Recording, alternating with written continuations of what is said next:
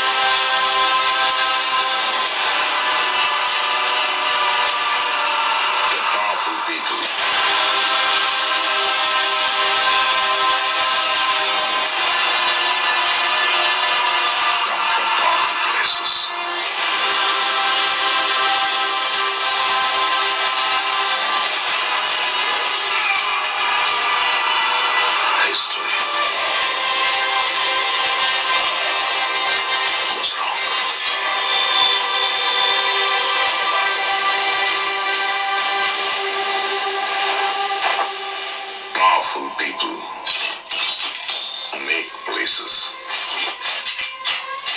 powerful.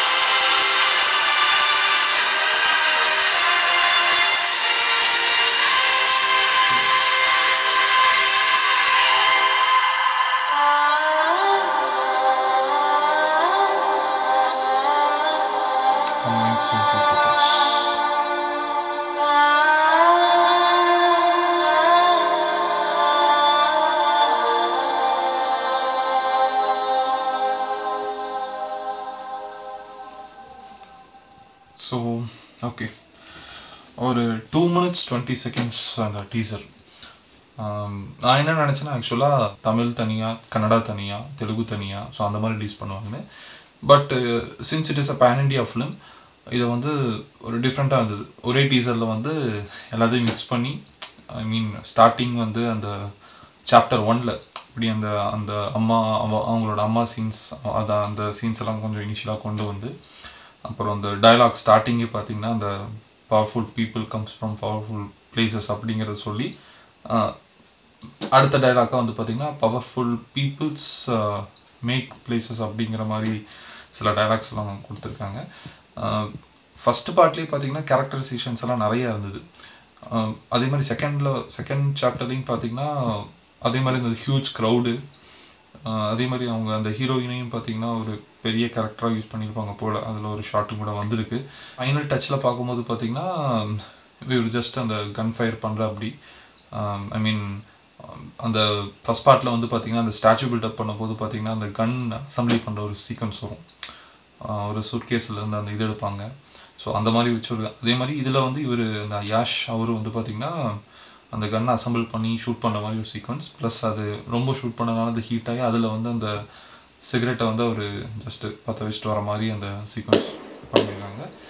So இந்த படம் வந்து பார்த்திங்கன்னா ஆக்சுவலாக கன்னடா இண்டஸ்ட்ரிக்கு ஒரு பெரிய ஒரு ஹைப், அந்த லீப், ஒரு பெரிய ஒரு மார்க்கெட் க்ரியேட் பண்ணிச்சு. ஆக்சுவலாக கம்பேரிசன் அப்படிங்கிறத பண்ணக்கூடாது. பட் பாகுபலிக்கு எப்படி அந்த இது இருந்ததோ, ஹைப் இருந்துச்சோ, ஒரு வெயிட் இருந்ததோ, அதே மாதிரி தான் KGF 2க்கும் வந்து பார்த்திங்கன்னா இதை நிறைய பேர் வந்து பார்க்கணும் அப்படிங்கிற ஒரு இதில் இருந்தாங்க.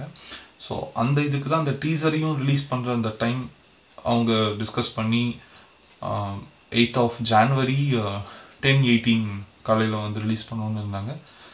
பட் அன்ஃபார்ச்சுனேட்டாக சில பேர் பிடிக்காதவங்களோ இல்லை அவங்க டீமுக்குள்ளே இருக்கிறவங்களோ என்னன்னு தெரில, ஒரு 8 o'clock 7:30 to 8 o'clock அந்த மாதிரி லீக் பண்ணிட்டாங்க.